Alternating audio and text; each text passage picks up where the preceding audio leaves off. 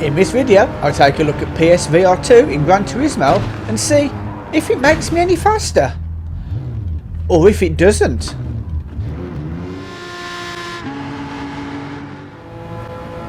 Okay, so the question was simple enough. Will driving with PSVR2 make me faster? Well, driving in VR is supposed to be more realistic, so essentially, as a driver, yes, it should. And the plan was simple enough.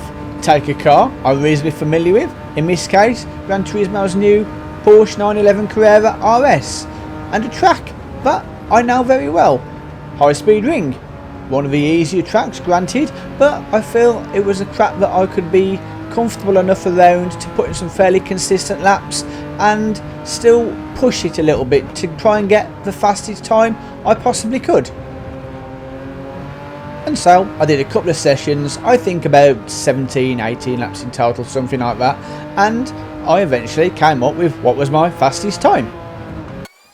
And as we just speed up the rest of that lap, you can see that my time was a 1:19.282, which, to be honest, wasn't bad for me.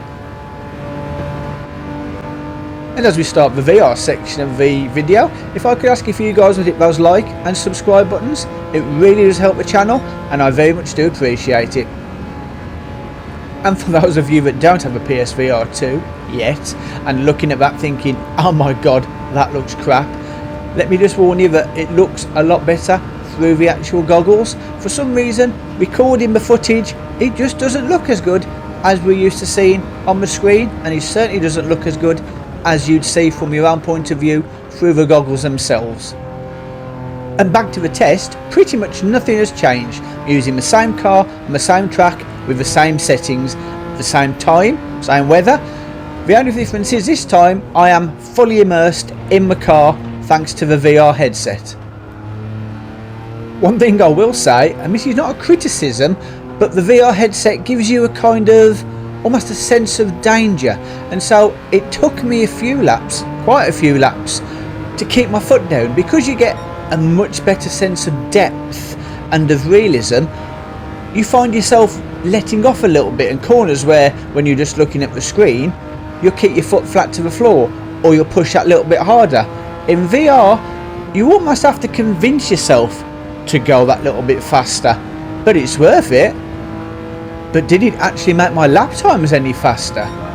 And the answer to that is no. No, it didn't. The best I could manage was a 1:19.996. Not bad. So, did PSVR2 make me a faster driver? Well, no. At least not yet. For more great videos like this one, follow this link. Thank you for watching, and I will see you in the next video.